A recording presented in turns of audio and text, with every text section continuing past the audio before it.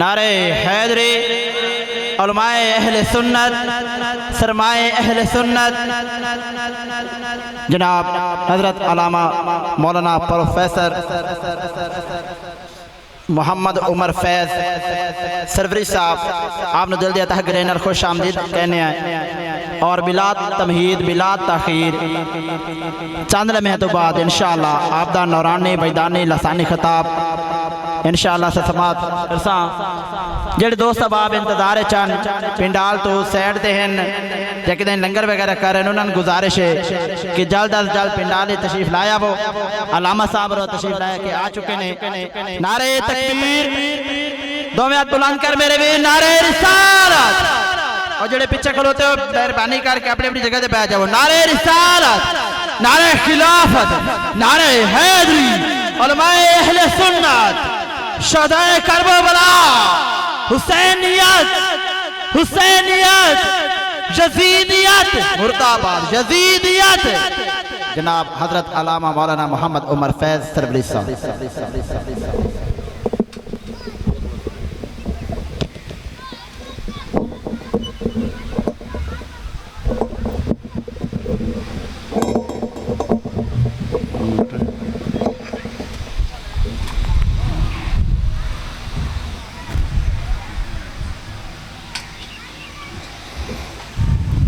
الحمدللہ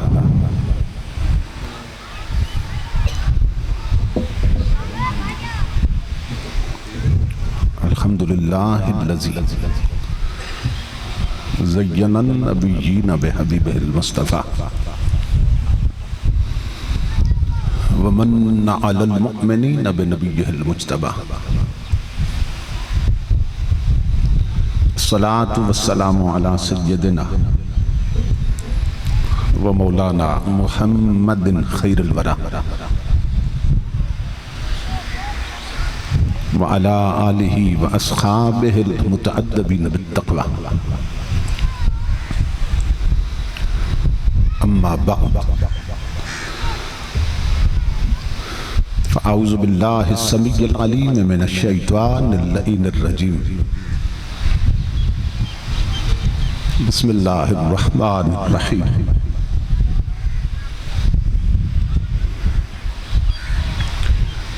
ان اللہ اشترى من المؤمنین انفسهم واموالهم بان لهم الجنہ،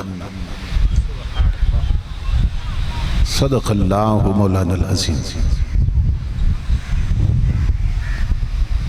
ان اللہ وملائکتہ یصلون علی النبی یا ایہا الذین آمنوا صلوا علیہ وسلموا تسلیما۔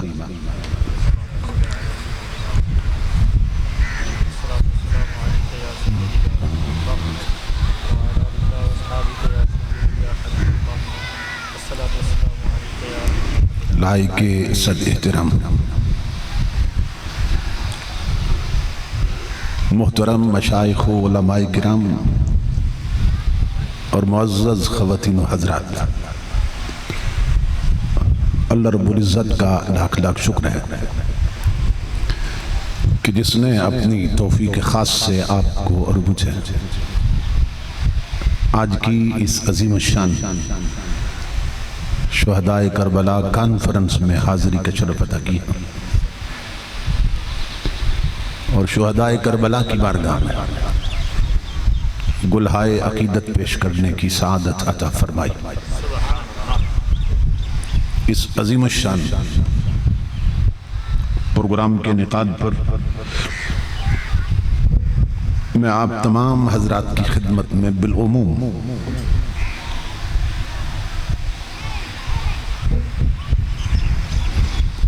اور برادر عزیز حضرت علامہ حاجی حافظ طفیل احمد سیالوی صاحب اور برادر محترم حاجی انور خان صاحب اور محترم حاجی اعجاز خان صاحب اور محترم حاجی فخر الزمان صاحب اور حاجی جاوید اقبال خان صاحب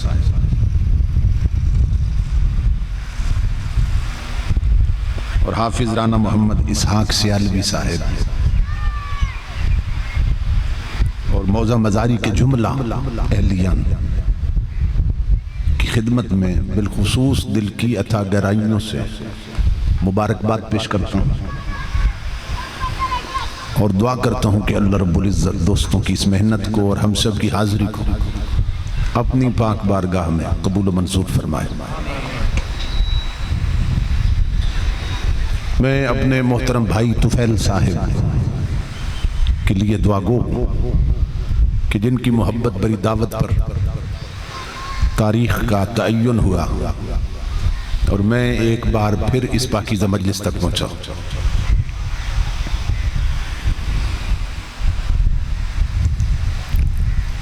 مجوزہ عنوان پر گفتگو کے لیے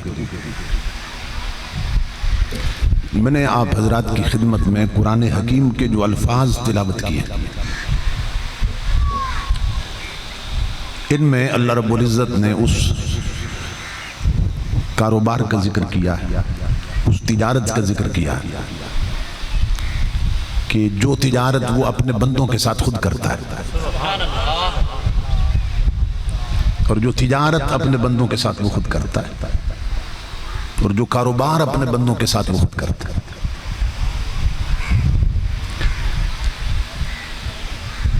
کچھ تجارتیں وہ ہیں جو بندے بندوں کے ساتھ کرتے ہیں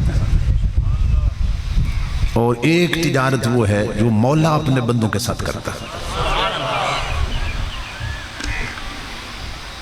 تو اللہ رب العزت نے قرآن حکیم میں ایسے تاجروں کا ذکر بھی کیا ہے اور ان کی تجارت کا ذکر بھی کیا ہے۔ اب آپ جانتے ہیں کہ تجارت کا جو میدان ہوتا ہے اس میں ایک بیچنے والا ہوتا ہے، ایک خریدنے والا ہوتا ہے، اور پھر کوئی نہ کوئی شے بیچی جاتی ہے اور کوئی نہ کوئی شے خریدی جاتی ہے، ورنہ تجارت نہیں ہو سکتی، ورنہ کاروبار نہیں ہو سکتا۔ اور پھر صرف ایسا نہیں ہوتا ہے کہ چیز بیچی جائے اور خریدی جائے اور اس کی قیمت نہ دی جائے، تو اس خریدنے اور بیچنے میں ایک چیز سب سے ضروری ہے، وہ ہے کہ وہ قیمت ہوتی ہے کہ کس قیمت پہ کوئی شے خریدی گئی ہے اور کس قیمت پہ کوئی شے بیچی گئی ہے۔ تو اللہ رب العزت نے قرآن پاک میں تمام چیزوں کو بیان کیا اس تجارت میں کہ بیچتے کون ہیں اور خریدتا کون ہے اور بیچتے کیا ہیں، کون سی ہے جو بیچتی ہے، اور پھر قیمت کیا لگتی ہے وہ بھی قرآن میں بتائیے۔ تو اب یہاں اس آیت میں جو میں نے پڑھی ہے ان اللہ اشترى من المؤمنین انفسهم واموالهم بان لهم الجنہ، تو بتایا کہ تاجر کون ہے، فرمایا تاجر وہ ہیں جو مومن ہیں، مومن۔ اللہ رب العزت یہ بتا رہا ہے کہ میں کافروں سے تجارت نہیں کرتا، بندے تو کافروں سے بھی کر لیتے ہیں، مسلمان کافروں سے بھی تجارت کر لیتے ہیں، مگر اللہ رب العزت فرماتے ہیں کہ میں صرف مومنوں سے تجارت کرتا ہوں، کافروں سے ہم تجارت نہیں کرتے، مومنوں سے کرتے ہیں۔ اور کرتے کیا ہیں کہ ان کے مال اور ان کی جانیں ہم خرید لیتے ہیں۔ تو اس سودے میں بیچنے والے مومن ہوتے ہیں، خریدنے والا ان کا خدا ہوتا ہے، اور قیمت کیا دیتا ہے، بِأَنَّ لَهُمُ الْجَنَّةِ، فرمایا اپنی پوری جنت قیمت میں دے دیتا۔ اب اگر ہم یہ کہیں کہ ہم نے اللہ سے یہ سودا نہیں کر رکھا ہے تو پھر ہمارا ایمان جاتا ہے، پھر گویا ہم اعلان کر رہے ہیں کہ ہم مومن نہیں ہیں، کیونکہ اللہ فرماتا ہے کہ مومن ہوتا ہی وہ ہے جو میرے ساتھ یہ کاروبار کرتا ہے، اور اس کاروبار کے بغیر کوئی مومن بن ہی نہیں سکتا، کہ جب تک اپنی جان بھی مجھے نہ دے مال بھی مجھے نہ دے۔ یعنی مومن وہ ہے کہ اس کی جان بھی خدا کی ہوتی ہے اور اس کا مال بھی خدا کا ہوتا ہے، اور مومن وہ ہے کہ خدا کی جنت اس کی ہوتی ہے.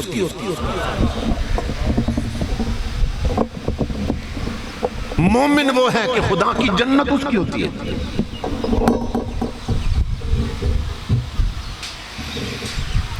اب اللہ رب العزت فرما رہا ہے ان اللہ اشترا، بے شک اللہ نے خرید لی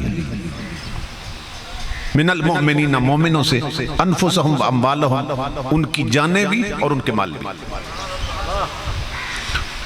اب توجہ طلب یہ بات ہے کہ ہم بھی تو خریدتے ہیں اور بیچتے ہیں. تو ہم جب کوئی شے خریدتے ہیں، اللہ کہتا ہے میں نے بھی خریدا ہے، یہ سودا میں نے بھی خریدا ہے. ہم جب کوئی شے خریدتے ہیں تو اس کی ضرورت ہوتی ہے تو خریدتے ہیں. مکان خریدتے ہیں رہنے کے لیے، کپڑے خریدتے ہیں پہننے کے لیے، اناج خریدتے ہیں کھانے کے لیے. تو ہم اناج کے محتاج ہیں نا، اس لیے اسے خریدتے ہیں. رہنے کے لیے ہم مکان کے محتاج ہیں، اس لیے خریدتے ہیں. پہننے کے لیے کپڑوں کے محتاج ہیں، تن ڈھانپنے کے لیے، اس لیے ہم کپڑے خریدتے ہیں. تو جو چیز خریدتے ہیں اس کی ہمیں ضرورت ہوتی ہے، ہم اس چیز کے ضرورت مند ہوتے ہیں. اور ضرورت مند محتاج ہوتا ہے، اور محتاجی کمزوری ہوتی ہے، اور کمزوری عیب ہوتی ہے، اور خدا ہر عیب سے پاک ہے.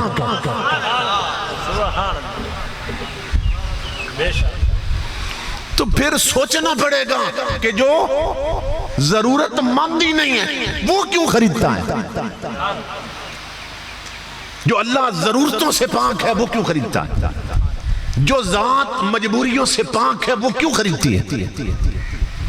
اس نے قرآن میں اعلان کیا مومنوں سے مال بھی خریدتا ہوں، جانیں بھی خریدتا ہوں.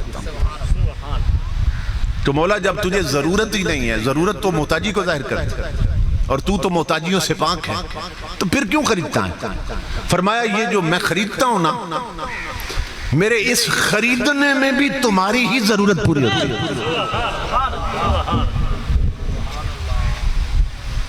اس خریدنے میں بھی بندو تمہاری ضرورت پوری ہوتی ہے، میری نہیں ہوتی. میں تو غنی ہوں للعالمین، میں تو کل جہانوں سے بے پرواہ ہوں. امام الانبیاء فرماتے ہیں کہ اللہ کو جتنے مانتے ہیں نا، کچھ ایسے ہیں جو نہیں مانتے، کچھ ایسے ہیں جو مانتے ہیں. حضور فرماتے ہیں کہ جو رب کو مانتے ہیں وہ بھی اگر نہ مانے تو اس کی شان میں ذرہ برابر بھی فرق نہیں آتا، اور جو نہیں مانتے وہ بھی اگر مان جائیں اس کی شان میں ذرہ برابر فرق نہیں آئے گا، کیونکہ وہ اپنی عظمتوں کے لیے ہمارے ماننے کا محتاج ہی نہیں ہے. یہ تو ہماری عزت بنے گی اگر اسے مان لیں، کوئی رتبہ ہمیں ملے گا اگر اسے مان لیں، مگر اس کی شان مانو نہ مانو وہ تب بھی خدا ہے. تو اللہ رب العزت جو مجبوریوں کمزوریوں سے پاک ہے وہ پھر کیوں خریدتا ہے؟ فرمایا اس لیے خریدتا ہوں کہ میں نے تجھے پیدا کیا، تجھے پیدا کیا ہے، اور اس دنیا میں تیری ہر ضرورت پوری نہیں ہوتی. اور رب اسے کہتے ہیں جو پیدا کر کے نا، جس کو پیدا کرے پھر اس کی ہر حاجت پوری کر دے. فرمایا یہ دنیا فانی ہے، اس کا میں نے نظام ایسا بنایا ہے کہ یہاں غریب تو غریب رہے، امیروں کی بھی ہر حسرت پوری نہیں ہوتی. اس دنیا میں تو یہ نہیں ہو سکتا. ہزاروں خواہشیں ایسی کہ ہر خواہش پہ دم نکلے، بہت نکلے میرے ارمان لیکن پھر بھی کم نکلے. غالب کہتا ہے، غریب کہتے ہیں نا ہماری ہزاروں حسرتیں پوری نہیں ہوتی، وہ امیروں کی بھی ہزاروں حسرتیں پوری نہیں ہوتی. ابھی میں آپ کو سمجھا دیتا ہوں. امام الانبیاء کے غلام دولت کے بل بوتے پر امیر بیمار ہو جائے دوائی خرید سکتا ہے، شفا نہیں خرید سکتا. اگر امیر شفا خرید سکتے تو کوئی امیر مرتا؟ مریض ہو کے کوئی امیر مرتا؟ دولت کے بل بوتے پر ہر شے نہیں خریدی جا سکتی. دولت کے بل بوتے پر امیر بیمار ہو جائے دوائی خرید سکتا ہے، مہنگی سے مہنگی خرید سکتا ہے، لیکن شفا نہیں خرید سکتا. دولت کے بل بوتے پر امیر بوڑھا ہو جائے طاقت کی گولیاں خرید سکتا ہے، جوانی نہیں پلٹا سکتا. دولت کے بل بوتے پر کئی امیر ہیں مگر شکل اچھی نہیں ہے. حسن نہیں ہے بدصورت ہے، غریب ان سے زیادہ خوبصورت ہو سکتا ہے، محل میں رہنے والا بدصورت تو جھگی والا خوبصورت، تو دولت کے بل بوتے پر امیر کریم پاؤڈر خرید سکتا ہے، حسن نہیں خرید سکتا ہے۔ تو پیسے کے بل بوتے پر تو امیروں کی بھی ہر خواہش پوری نہیں ہوتی، تو غریبوں کی تو ہزاروں رہ جاتی۔ اللہ فرماتا ہے یہ دنیا ایسی ہے اس میں چونکہ تمہاری ہر خواہش پوری نہیں ہوتی، تو اس لیے میں پھر تم سے نہ تمہاری جان بھی خرید لیتا ہوں، مال بھی خرید لیتا ہوں۔ کیوں؟ میں تمہاری ضرورت پوری کرنا چاہتا ہوں۔ کیا کہ بدلے میں تمہیں ایسی جنت دے دوں، ایسی جنت دے دوں جہاں تو آ جائے نا تو وہاں کیا ہوگا؟ لہم فیہا ما یشاؤون، جو تو چاہے گا وہی ہو جائے گا۔ فرمایا میں سودا اس لیے کر رہا ہوں، اور اگر میں نہ خریدوں تیری جان تو خود بندے کی نظر میں تیری جان کی قیمت کیا ہے؟ کوئی قیمت نہیں۔ لوگ بکری چوری کرنے آتے ہیں، بندہ مار جاتے ہیں، بندے کی نظر میں جس کی بکری اتنی بھی قیمت نہیں تھی۔ لوگ مرغا چوری کرنے آتے ہیں، بندہ مار جاتے ہیں، وہ خود انسان کی نظر میں تیری جان کی کیا حیثیت کہ مرغی سے زیادہ قیمتی نہیں ہے، بکرے سے زیادہ قیمتی نہیں ہے۔ فرمایا کوئی بھی تیری جان لے سکتا ہے، کوئی بھی تیرا مال لوٹ سکتا ہے، لیکن میرے مصطفیٰ کے غلام تو چونکہ میرے یار کا کلمہ پڑھتا ہے، جان بھی مجھے دے دے، مال بھی مجھے دے دے۔ مولا پھر کیا کرے گا؟ فرمایا جان دے نا مجھے، بدلے میں تمہیں وہ جان دوں گا کوئی مائی کا لال مار نہیں سکے گا، اور اپنا مال دے مجھے، بدلے میں وہ مال دوں گا کوئی مائی کا لال تجھے لوٹ نہیں سکے گا۔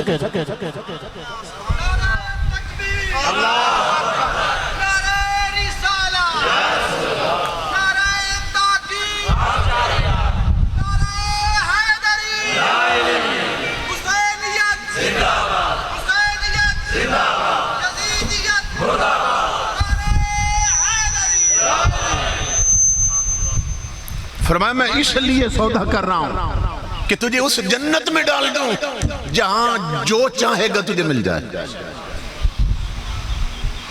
حضور کی حدیث پاک ہے کہ جنت میں جتنے بھی جائیں گے نا، جتنے بھی جنت میں جائیں گے سب میرے غلام جنت میں بادشاہ ہوں گے۔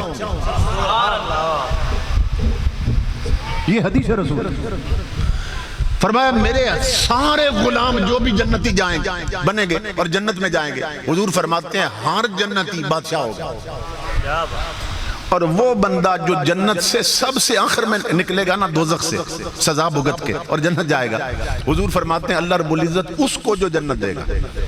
اب اتنا گناہگار تھا کہ سارے مجرموں سے بعد میں نکلا ہے دوزخ سے، اور اللہ نے اس کو جنت دی کیونکہ کلمہ پڑھتا تھا۔ تو امام الانبیاء فرماتے ہیں کہ وہ جو سب سے آخر میں دوزخ سے نکلا ہے نا اس کو اللہ جنت کتنی دے گا؟ تمہاری اس پوری دنیا سے 10 گنا بڑی جنت ہوگی۔ آپ تصور کریں، تو جب وہ آئے گا نا دوزخ سے نکل کر سب سے آخر میں، اللہ فرمائے گا او میرے بندے یہ جنت تیری ہے۔ وہ نظر اٹھائے گا آسمان نظر آئے گا، اللہ فرمائے گا یہ آسمان بھی تیرے ہیں۔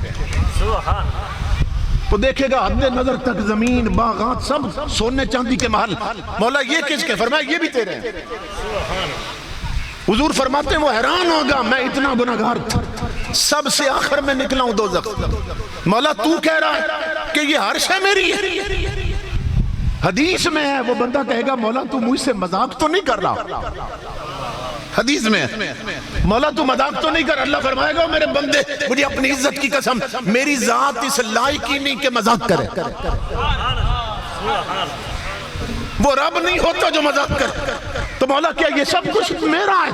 اللہ فرمائے گا اللہ کی مجھے اپنی عزت کی قسم صرف یہ تیرا نہیں جو نظر آ رہا ہے، اس سے 10 گنا بڑی جنت تیری ہے، اور کسی ایک باغ کے پاس تجھے نہیں جانا پڑے گا، تو چاہے گا نا کہ وہ باغ تیرے پاس آ جائے وہ خود اڑ کے تیرے قدموں میں آ جائے۔ اس لیے حضور فرماتے ہیں جنت میں میرا ہر امتی بادشاہ ہوگا۔ اللہ کیا جنت میں والوں کی شان ہوگی، لیکن حضور فرماتے ہیں کہ معراج کی رات نا میرے اللہ نے جب مجھے جنت دکھائی اور میرے جنت میں غلام بھی دکھائے معراج کی رات. اب سننا غور سے. حضور فرماتے ہیں اکثر اہل الجنت بلہن. بڑی عجیب بات. ہمارے معاشرے میں صورتحال یہ ہو چکی ہے کہ جس خاندان کا کوئی لڑکا داڑھی رکھ لینا, سر پہ ٹوپی رکھے, پگڑی رکھے, 5 وقت کا نمازی بن جائے, موبائلوں سے نہ کھیلے, فلمیں نہ دیکھے, گانے نہ سنے, دارے میں نہ بیٹھے, اڈوں پہ نہ جا کے تاش کھیلے, تو ہر خاندان کا بندہ پتہ کیا کہتا ہے, اور جی ساڑھے گھر صوفی پیدا ہو گیا, ہمارے گھر میں یہ کوئی سائیں پیدا ہو گیا, ایسے کہتے ہیں, یہ کوئی مولوی صاحب پیدا ہو گیا ہمارے گھر میں. اور اسی طرح عورتیں شریف عورتوں کا مذاق اڑاتی, ہمارے گھر میں تھی یہ کوئی ملانی پیدا ہو گئی, یہ کوئی اللہ میاں کی گائے پیدا ہو گئی, یہ تو کوئی سائیں اور بولی پیدا ہو گئی. تو جو داڑھی رکھ لے, جھوٹ نہ بولے, چلاکیاں نہ آتی ہوں جس, لوگ کہتے ہیں یہ کوئی سائیں پیدا ہو گیا, یہ بولا ہے, اسے دنیا کی ہوا نہیں لگی. اللہ کی عزت کی قسم جو میں نے حدیث پڑھی ہے, اس کا مطلب پتہ ہے کہ آقا فرماتے ہیں جب میرے رب نے مجھے جنت دکھائی تو میری امت کے جتنے بولے تھے سب جنت میں پھر رہے تھے.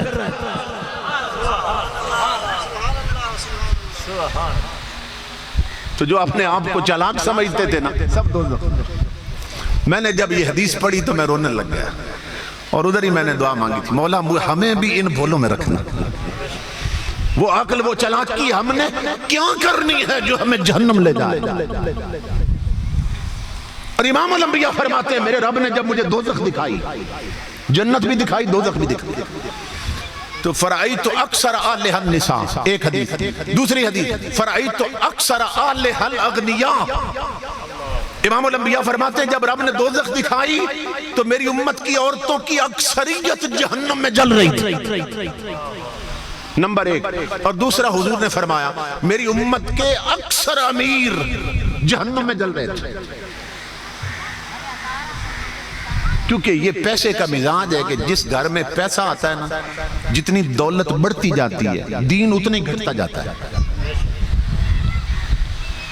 اب ایمان سے بتائیں, ہمارے جو دادے دادیاں, نانے نانیاں,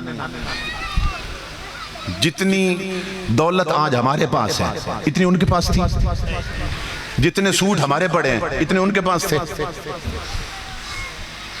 جتنی آج سہولتیں ہمیں ہیں اتنی ان کے پاس تھی نہیں تھی. لیکن اس کے برعکس آپ دوسرے پہلو پہ دیکھو, جتنی غیرت شرم حیا ان کے پاس تھی ہمارے پاس ہے, جتنا دین ان کے پاس تھا ہمارے پاس ہے. تو سوال یہ ہے جب گھروں میں دولت بڑھتی گئی تو دین گھٹتا کیوں گیا؟ جب گھروں میں سہولتیں بڑھتی گئی تو شرم حیا گھٹتی کیوں گئی؟ تو حضور فرماتے ہیں یہ جو پیسہ ہے نا, جب پیسہ آتا ہے انسان کے اندر تو پھر اس کا بندہ رہنے کو دل نہیں چاہتا, وہ خدا بننے لگ جاتا, اس میں فرعونیت آ جاتی, اس میں تکبر اور غرور آ جاتا. تو امام الانبیاء فرماتے ہیں جتنے میری امت کے امیر لوگ تھے اللہ ماشاء اللہ میری امت کے اکثر امیر میں نے جہنم میں جلتے دیکھے, کیونکہ اکثر امیر نہ جو وہ حرام خوری سے امیر بنتے ہیں, حرام کاریوں سے امیر بنتے ہیں, فراڈ اور گھپلا نہ کریں تو امیر نہیں بنتے. اور حالت کیا ہے کہ غریب عوام کا خون چوستے ہیں نا, کسی کی زمین دبا لی, کسی کے پیسے دبا لیے, کسی پر ڈاکہ مارا, رشوت لے لی اور بڑی کوٹھی بنائی, اور کوٹھی پر پتہ کیا لکھ دیتے ہیں, ھذا من فضل ربی, یہ رب کے فضل سے ہیں. کوٹھیوں پہ لکھ دیتے ہیں ھذا من فضل ربی, جس کا مطلب یہ رب کے فضل سے. اللہ فرماتا ہے یہ میرے فضل سے نہیں, یہ تیری بے ایمانی سے بنی ہے.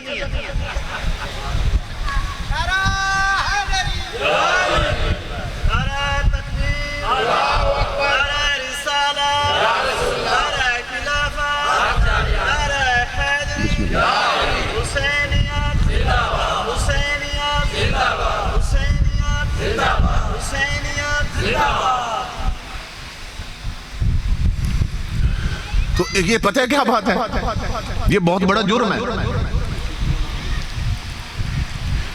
کہ کوٹھی بنائیں حرام مال سے اور اوپر قرآن کی آیت لکھ دیں کہ اللہ کے فضل سے بنی. ایک نا پہلی ہے، پہلی شریعت میں پہلی کیا بجارت نہیں کہتے جسے کہتے ہیں میں بجارت ڈالتا ہوں ذرا بوجھ کے دکھا. ایک بجارت ہے شریعت میں کیا کہ وہ جگہ بتاؤ، وہ جگہ بتاؤ جہاں مسلمان کلمہ پڑھ کے کافر ہو جاتا ہے. حالانکہ کلمہ وہ شے ہے کافر بھی پڑھے تو مسلمان ہو جاتا ہے، لیکن شریعت کی بجارت ہے بتاؤ وہ کون سی جگہ ہے جہاں رب کا نام لے کر مسلمان کافر ہو جاتا ہے.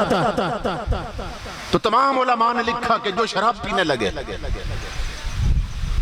حضور کا ارشاد ہے پانی پیو تو پہلے بسم اللہ پڑھو، دودھ پیو تو پہلے بسم اللہ پڑھو. جو بدبخت شراب پینے سے پہلے بسم اللہ پڑھے وہ کافر ہو جاتا ہے. کیوں؟ اس لیے کہ اس نے پاک رب کا نام پلید سے پہ لیا، اس نے رب کے نام کی توہین کی ہے. تو ہم بندوں کا خون نچوڑتے ہیں اور کوٹھیاں بناتے ہیں اور اوپر آیت لکھ دیتے ہیں یہ رب کے فضل سے ہے. تو جو حرام خوری سے بنے نا اس پر آیت لکھنے والا بھی کافر ہو جاتا ہے کہ حرام شے کو وہ خدا کا فضل کہہ رہا ہے، وہ توہین کر رہا ہے اپنے رب کی. تو تمہارے میرے نبی فرماتے ہیں اللہ رب العزت نے مجھے جب جنت دکھائی تو جتنے بولے تھے جنت میں پھر رہے تھے، جتنے سائیں اور صوفی لگ دیتے نا سب جنت میں پھر رہے تھے، اور اکثر امیر میری امت کے جہنم میں جل رہے تھے، اکثر عورتیں میری امت کی دوزخ میں جل رہی تھی. امیر لوگ بڑے لوگ اکثر دوزخ میں حضور فرماتے میں نے دیکھا. یہاں ایک بات یاد آ گئی چونکہ جلسہ ہے سید الشہداء کی شان پر، سمجھ رہے؟ امام الانبیاء کے علماء نے لکھا ہے کہ قیامت کے دن جب سارے جنتی جنت چلے جائیں گے اور سارے دوزخی دوزخ چلے جائیں گے تو دوزخ اور جنت میں نہ مناظرہ ہو جائے گا آپس میں، جنت اور دوزخ کی آپس میں ٹکر ہو جائے گی. کیا بحث کرنے لگ جائے گی جہنم جنت کے ساتھ. جہنم پتہ کیا کہے گی جنت کو؟ دوزخ کہے گی جنت کو کہ تو میرے جیسی ہو سکتی، میں تو اس سے بہتر ہوں. دوزخ کہے گی جنت میں تو اس سے بہتر ہوں، میں تو اس سے افضل ہوں. جنت کہے گی تو کس بات میں افضل، وہ کس بات میں افضل. جہنم کہے گی جتنے بادشاہ ہیں سارے میرے اندر،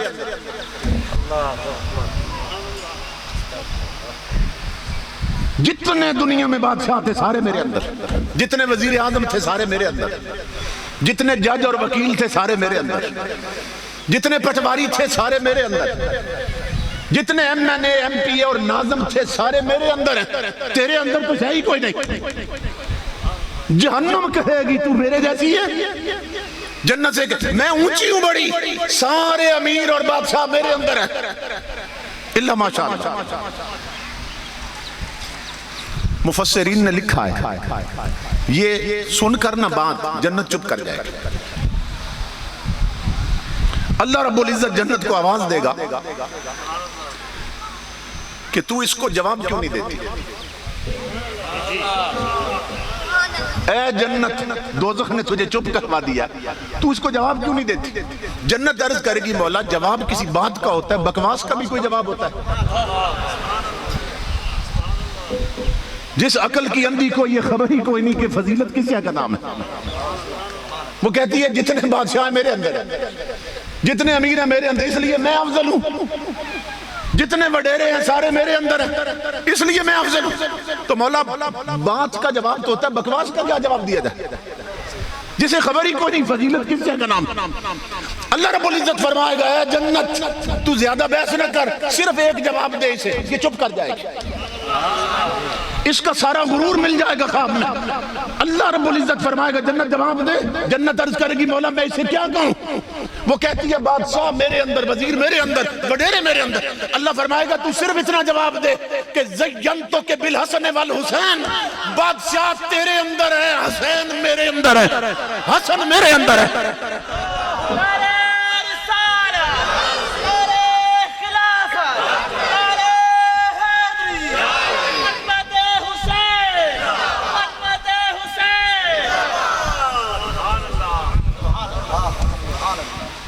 کہا تجھے ضرورت ہی کوئی نہیں زیادہ لمبی بات کرنے کی، تو صرف اتنا کہہ دے زینتک بالحسن والحسین کہ دنیا کے بادشاہ امیر وڈیرے تیرے اندر ہیں، وہ فاطمہ کے دونوں لال میرے اندر ہیں۔ امام الانبیاء کے غلاموں، میں یہ عرض کر رہا تھا کہ اللہ رب العزت فرماتا ہے کہ تم یہ کاروبار میرے ساتھ کرو، جان بھی دے دو مال بھی دے دو، بدلے میں تمہیں وہ جنت دوں گا جہاں تمہاری ہر خواہش پوری ہو جائے گی۔ اس حد تک خواہشیں پوری ہوں گی کہ حضور فرماتے ہیں دنیا میں جن لوگوں کی اولاد نہیں تھی نا، جنت میں جب جائیں گے تو عرض کریں گے مولا دنیا میں حسرت تھی کہ اولاد ہوتی، لیکن تیرا لکھا پورا ہوا، اولاد نہیں ہوئی، اب طلب ہے جنت میں اولاد ہو جائے۔ اللہ کی عزت کی قسم، اللہ حوروں کے بطن سے انہیں بیٹے دے گا، حوروں کے پیٹ سے بیٹے پیدا ہوں گے۔ اللہ فرمائے گا آج میں نے تمہاری ہر خواہش پوری کرنی۔ غریب لوگ جن کے پاس زمین نہیں ہوتی تھی، مثالیں دی سادہ سی حضور نے، غریب لوگ وہ دیکھتے تھے نا امیروں کے پاس زمینیں ہیں، بیل ہیں، ہل چلاتے ہیں، بیجائی کرتے ہیں، پھر فصل بنتی ہے، کاٹتے ہیں، تو وہ عرض کریں گے مولا دنیا میں ہمارے پاس تو زمین کوئی نہیں تھی، حسرت بڑی رہتی تھی، ہم بھی ہل جوتتے، زمین کاشت کرتے، کاشتکاری ہوتی، فصلیں پکتی۔ امام الانبیاء فرماتے ہیں اللہ رب العزت جنت میں انہیں بیلوں کی جوڑی دے گا، پیچھے ہل لگاؤ گا۔ اللہ رب العزت فرمائے گا تو صرف دستے پہ ہاتھ رکھ دے، یہ ہل خود چلائیں گے، صرف تو نے دستے پہ ہاتھ رکھنا۔ اور بندے مجھے اپنی عزت کی قسم بیج بونے کی بھی تجھے تکلیف نہیں دیں گے، تو نے جو فصل چاہتا ہے نا صرف تصور کر ابھی بیج پڑے گا، ابھی فصل تیار کر دیں گے، کیونکہ میں نے سودا کیا ہی اس لیے تھا تیرے سے، میری ضرورتیں نہیں تیری ضرورتیں پوری کرنی تھی، اس لیے میں نے کہا جان بھی مجھے دے دے، مال بھی مجھے دے دے، اور بدلے میں تجھے جنت دے دیتا۔ امام الانبیاء فرماتے ہیں لوگ اتنے نادان ہیں دنیا کی عورتوں کے لیے لاکھوں روپیہ خرچ کر دیتے ہیں، کہیں پسند آ گئی کروڑوں روپیہ لگا دیا، لاکھوں کا زیورات بنائے، کوٹھیاں لے کر دی، بنگلے لے کر دیے، دنیا کی عورتیں حاصل کرنے کے لیے، مجھے شہر میں فلاں پسند آ گئی ہے، فلاں پسند آ گئی، شادی کر لی اس کے ساتھ، لاکھوں روپیہ لگا دی، ہزاروں جتن کی حاصل کرنے کے لیے۔ مگر امام الانبیاء فرماتے جس پر تو نے لاکھوں لگائے یہ تھوکتی بھی ہے، اس کے ناک سے رطوبت بھی بہتی ہے، اس کے پیٹ میں 2 روٹیوں کا پیشاب بھی ہوتا ہے، یہ غسل نہ کرے تو بدبو آنے لگتی، یہ دانت صاف نہ کرے تو منہ سے بو آتی۔ فرمایا لاکھوں روپے لگائے تھے تو نے اور وہ لی ہے جس کے پیٹ میں فضلہ بھی ہے، جس کے منہ میں بو بھی آتی ہے۔ فرمایا صرف 2 بار مجھ پہ درود پڑھ، اللہ تجھے وہ دے گا جن کے پسینے سے بھی خوشبو آتی ہے۔ صرف 2 کھجوریں صدقہ دے رب کے نام پر، اللہ تجھے وہ دے گا جو تھوکے تو پوری زمین کو معطر کر کے رکھ دیتی ہے۔ نعرہ تکبیر، نعرہ رسالت، نعرہ خلافت، نعرہ حیدری، حسینیت زندہ باد، حسینیت زندہ باد، حسینیت زندہ باد، جلیلیت زندہ باد۔ دیکھ اللہ فرماتا ہے کہ سودا کر اس لیے رہا ہوں، تو میرے حبیب کا غلام ہے اور میری طلب یہ ہے تجھے وہ جنت دے دوں جہاں تو جو چاہے وہ پورا ہو جائے۔ حضور کی حدیث پاک۔ اب دیکھیں اس دنیا میں نا انسان جوانی کے بعد بڑھاپا آ جاتا ہے، بڑھاپے کے بعد پھر موت آ جاتی ہے۔ اس دنیا میں سب سے بڑا جو خطرہ ہے وہ کیا ہے کہ زندگی ختم نہ ہو جائے، مر نہ جاؤں، کسی وقت بھی کوئی مر سکتا ہے۔ قبرستانوں میں کوئی سارے بوڑھے تو نہیں لیٹے، جوان بھی لیٹے ہوئے، کئی بچے بھی لیٹے ہیں، ابھی وہ کلیاں تھیں کھل کے پھول بھی نہیں بنے اور خاک میں مل گئے، تو ایسا بھی تو ہوتا ہے۔ امام الانبیاء کے غلاموں یہاں ہر بندے کو خطرہ ہے کہ کہیں میں مر نہ جاؤں، دوسرا خطرہ ہے میرے گھر میں غریبی نہ آ جائے، تیسرا خطرہ ہے ابھی تو صحت ہے کہیں کوئی بیماری نہ لگ جائے،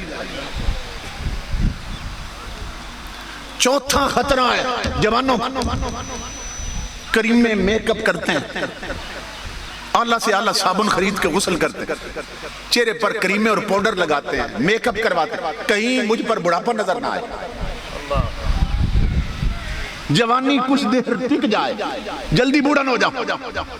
اب یہ چار چیزیں ایک طرف رکھیں، موت کا خطرہ ہے، غریبی آنے کا خطرہ ہے، بڑھاپا آنے کا خطرہ ہے، بیماری آنے کا خطرہ ہے۔ تمہارے میرے نبی فرماتے ہیں اذا دخل اہل الجنت الجنت، قیامت کے دن جب سارے جنتی جنت میں چلے جائیں گے، آخری دوزخی بھی جو نکلے گا نا، جب وہ بھی جنت میں پہنچ جائے گا، اللہ فرشتوں کو حکم دے گا 8 جنتوں میں جنت والوں کو نا میری طرف سے پیغام دے دو، جنت میں جو آئے ہیں میرے مہمان ہیں، اللہ فرمائے گا میری طرف سے 4 خوشخبریاں سناؤ جنت والوں۔ اب میں حدیث پڑھنے لگا ہوں، کیا خوشخبری ہے مولا؟ اللہ فرمائے گا ینادی منادن، منادی اعلان کر رہا ہے اے جنت والو یا اہل الجنت، تمہارے نام رب کا پہلا پیغام ہے ان لکم ان تحیوا فلا تموتوا ابدا۔ اللہ فرماتا ہے خوش ہو جاؤ، میں نے تمہیں وہ زندگی دے دی ہے اب کبھی موت نہیں آئے گی۔ پہلا پیغام یہ ہوگا۔ دوسرا پیغام ہے او جنت میں آنے والو تمہارے نام ان لکم ان تشبوا فلا تحرموا ابدا۔ اللہ کہتا ہے میں نے تمہیں وہ جوانیاں دے دی ہیں کبھی بڑھاپا نہیں آئے گا۔ اور اے جنت والو رب کا تیسرا پیغام ہے تمہارے نام ان لکم ان تناموا فلا تبسوا ابدا، کہ تمہیں وہ امیری دے دی ہے اب کبھی غریبی نہیں آئے گی۔ اور اے جنت والو چوتھا پیغام تمہارے نام یہ ہے رب کا ان لکم ان تصحوا فلا تسقموا ابدا، میں نے تمہیں وہ صحت دے دی ہے اب کبھی بیماری نہیں آئے گی۔ اس دنیا میں یہی 4 سب سے بڑی پریشانی ہر بندے کو، بیماری نہ آ جائے، غریبی نہ آ جائے، بڑھاپا نہ آ جائے، موت نہ آ جائے، اور یہ 4 کانٹے اللہ جنت میں نکال دے گا، اعلان کروا دے گا خوش ہو جاؤ، وہ زندگی دی ہے کبھی موت نہیں آئے گی، وہ امیری دی ہے کبھی غریبی نہیں آئے گی، اور وہ تمہیں صحت دی ہے کبھی بیماری نہیں آئے گی۔ اللہ اکبر۔ تو اس جنت کا سودا ہم نہیں کر رہے اللہ سے۔ یہ جلسے جو ہے نا ان کا صرف ایک مقصد ہے، اپنی جان بھی اسے دے دو، اپنا مال بھی اسے دے دو۔ اس کا مطلب کیا ہے جان اور مال دینے کا؟ مطلب یہ ہے کہ جان بھی اس کی مرضی سے کھپاؤ اور مال بھی اس کی مرضی پہ لٹاؤ۔ اگر مال اس کا ہے ہمارا نہیں ہے تو پھر شادیوں پہ ناچنے والیاں بلا کر ان پہ کیوں وارتے ہیں؟ اگر مال خدا کا ہے ہم دے چکے اور بیچ چکے تو پھر اس کی زکوٰۃ کیوں نہیں دیتے؟ پھر رزق حلال میں حرام کیوں ملاتے ہیں؟ اگر جان اس کی ہے ہم اللہ کو جان بیچ چکے، اگر کہیں نہیں بیچی تو مومن نہیں، اور اگر کہیں بیچی ہے تو جب جان بیچ چکے تو نماز کے وقت یہ جان مسجد میں کیوں نہیں ہے، دارے میں کیوں ہے؟ نمازوں کے وقت یہ جان تاش کیوں کھیل رہی ہے، سجدہ کیوں نہیں کر رہی ہے؟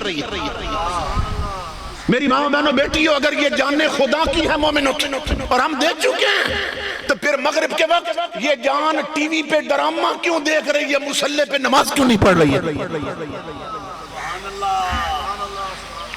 جبکہ امام زین العابدین فرماتے ہیں یہ واحد وہ انسان جو قافلہ حسینی میں مردوں میں بچ گئے تھے۔ آپ فرماتے ہیں مدینے سے مکے تک، مکے سے کربلا تک، کربلا سے کوفے تک، کوفے سے دمشق تک، دمشق سے پھر مدینے پلٹ کے آنے تک، اس پورے قافلے میں ہر مقام پر میں ساتھ ساتھ تھا، کسی مقام پر بھی میں غائب نہیں ہوا۔ کہتے ہیں لوگوں اللہ کی عزت کی قسم، میری پھوپھو زینب مکہ تو مکہ رہا، مدینہ تو مدینہ رہا، جو کربلا میں 10 دن گزرے ان 10 دنوں میں بھی میری پھوپھو زینب کے تہجد بھی قضا نہیں ہوئے۔ آج ہماری ماں بہنیں بیٹیاں نام پوچھو تو کوئی کنیز بطول ہے، کوئی کنیز فاطمہ ہے، کوئی غلام فاطمہ ہے، کوئی غلام عائشہ ہے، لیکن صورتحال یہ ہے کہ ٹی وی پر ڈرامہ نہیں چھوڑنا، نماز چھوڑ دیتی، فرض نماز بھی نہیں پڑھتی، اور خاتون جنت کی بیٹی سیدہ زینب کے تہجد بھی قضا نہیں ہوئے۔ امام زین العابدین کہتے ہیں میں سلام پیش کرتا تھا ان کے صبر کو کہ خیمے کے باہر بیٹوں کے ٹکڑے پڑے تھے، بانجوں اور بتیجوں کی بوٹیاں پڑی تھی، اور خیمے کے اندر زینب مصلی پہ نانا کا قرآن پڑھ رہی تھی۔ تو ان جلسوں کا مقصد یہ ہے امام الانبیاء کے غلاموں کہ مسجدوں کے ساتھ ایسے جڑ جاؤ کوئی تمہیں سجدوں سے جدا نہ کر سکے، شریعت میں اس طرح گم ہو جاؤ کہ تن سے من تک حضور کا رنگ چڑھ جائے تم، گھروں میں حضور کی شریعت کا جھاڑو دو تاکہ گھر نعرہ تکبیر، اللہ اکبر، نعرہ رسالت، نعرہ تحقیق، نعرہ حیدری، علماء اہل سنت۔ اس دور میں یہ گھروں میں جو ٹی وی آگئے نا، ڈرامے، فلمیں، ٹچ موبائل، ان کے اندر گانے بھرے، یہ چیزیں ہمیں حضور کے در سے دور کر رہی ہیں، زندگی سے اسلام اور غیرت اور شرم حیا نکال رہی ہیں۔ تو امام کی قربانیوں کا مقصد یہ ہے کہ میں نے دین بچانے کے لیے ہی تو سب کچھ کٹوایا تھا، اور تم نے دین پھر بھی سینے نہیں لگایا، تو پھر تم نے میری قربانیوں کی قدر نہیں کی۔ تو ایسے جڑ جاؤ آقا کی شریعت اور قرآن کے ساتھ کہ دنیا کی کوئی طاقت تمہیں ہٹا نہ سکے، جدا نہ کر سکے۔ بتا دوں کس نے پوچھا؟ اب پتہ تو ہے، یہ ذہن میں رکھیے اسلام کا مزاج۔ ایک مسئلہ پوچھا گیا ہے، بعض چیزیں نا دوسروں کی علامت بن جاتی ہیں، مثلا محرم میں کالے کپڑے سنی نہیں پہنتے ہیں، محرم میں کالے کپڑے پہننا کس کی علامت؟ ایک خاص مذہب ہے جس کی علامت، رافضیوں کی علامت۔ گھر پہ کالا جھنڈا لگانا یہ سنیوں کی علامت نہیں ہے، یہ رافضیوں کی علامت۔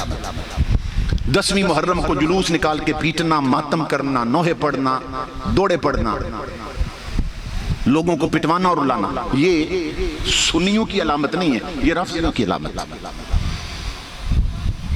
اور جو اسلام ہے جس کو مان کر ہم مسلمان ہیں، وہ پتہ کیا مزاج دیتا ہے؟ اسلام کہتا ہے کہ جو دوسرے لوگوں کی مذہبی علامت بن جائے، وہ اگر حضور کا غلام اپنائے گا تو اسے قبر میں سزا دی جائے گی۔ دوسروں کی مذہبی علامت تھوڑی سی بھی اگر آپ اپنائیں تو قیامت کے دن انہی کے ساتھ اٹھا کر جہنم پھینک دیے جائیں گے۔ اس پر میں آپ کو ایک مثال دیتا ہوں۔ مسلم شریف حدیث کی کتاب ہے، ہماری بڑی معتبر کتاب، اس میں ہے حضور کے غلام تھے حضرت عبداللہ بن عمر، وہ آئے حضور کے پاس، انہوں نے اس رنگ کے کپڑے پہنے ہوئے تھے، اس دور میں جس رنگ کے کپڑے کافر پہنتے تھے، کپڑے سلے ہوئے اسلام کے مطابق، ڈیزائن ان کا بالکل شریعت کے مطابق، صرف رنگ ملتا تھا کافروں کے کپڑوں کے ساتھ، کہ اس رنگ کے کپڑے اس دور میں کافر پہنتے تھے۔ امام الانبیاء نے دیکھا تو چہرے کا رنگ بدل گیا حضور کا غصے کے ساتھ، فرمایا ان هذه من ثياب الكفار، فرمایا میرا غلام ہو کر وہ رنگ پہنا ہوا ہے جو کافر پہنتے ہیں، فرمایا عبداللہ یہ کپڑے اتار دے۔ انہوں نے عرض کی اللہ کے حبیب یہ رنگ نہ ابھی کچا ہے، عجیب پکا نہیں ہوا کپڑے، اگر آپ اجازت دیں تو دھو کرنا یہ رنگ میں اتار دیتا ہوں، کیونکہ رنگ سے ہی آپ نفرت کا اظہار کر رہے ہیں نا۔ امام الانبیاء اتنے غصے میں تھے، فرمایا کپڑے اتار کے، رنگ نہیں اتارنا، ان کپڑوں کو آگ لگا دو۔ تمام علماء نے لکھا کہ کملی والے بتا رہے ہیں میرے امتیوں تمہارا مزاج یہ ہونا چاہیے کہ اگر تو لاکھوں میں کھڑا ہو نا تو تیرے کپڑوں سے بھی پتا چلے یہ محمد عربی کا غلام ہے، لباس بھی بد مذہبوں جیسا نظر نہ آئے، تیرا رنگ ڈھنگ بد مذہبوں جیسا نظر نہ آئے، ورنہ قیامت کے دن انہی کے ساتھ سزا پائے گا۔ تو شریعت نا نکھیڑا رکھتی ہے، نکھیڑا رکھتی ہے۔ دیکھو نا ہم بازار میں تو سر ننگا ہوتا ہے، کچہری میں تو سر ننگا ہوتا ہے، شادی حال میں تو سر ننگا ہوتا ہے، دکان پہ تو سر ننگا ہوتا ہے، لیکن جب فرمایا عبادت کے لیے کھڑے ہو جاؤ نا سر ڈھانپ لو، پگڑی باندھ لو، یہ ٹوپی رکھ لو۔ کیوں؟ فرمایا اسلام یہی تو فرق کرنا چاہتا ہے، تو بازار میں وہ تیری عادت ہے ننگے سر، تو کچہری میں شادی حال میں سر ننگا رکھنا تیری عادت، اب مصلی پہ مسجد میں اب سر ڈھانپ تاکہ دور سے دیکھنے والا پہچان جائے یہ بندہ عادت میں نہیں کھڑا، رب کی عبادت میں کھڑا ہے۔ سمجھ رہے ہیں؟ اس لیے میرے آقا کے غلاموں اپنی مذہبی علامتیں قائم رکھو، اپنے نشان قائم رکھو تاکہ تمہاری پہچان ہو کہ یہ حضور کے سچے غلام ہیں۔ باقی ہر مذہب کی اپنی علامتیں اپنائے پھرے، ہمیں اس سے کیا ہے؟ ہمیں تو صرف اپنے سنیوں کو بچانا ہے اور ان کے ایمان کی فکر کرنی ہے. اور اسی فکر میں میرا یہ بھائی ہر سال مجھے فون کرتا ہے، حالانکہ نہ میرے پاس کوئی سورہ نہ تال، نہ میں دوڑے سناتا ہوں، صرف یہ ہے کہ آپ کو شریعت سمجھا دیتا ہوں. تو آپ بھی مہربانی کرتے ہیں، دور دور سے میرے ساتھی آئے بیٹھے ہیں، بھائی توفیل صاحب کو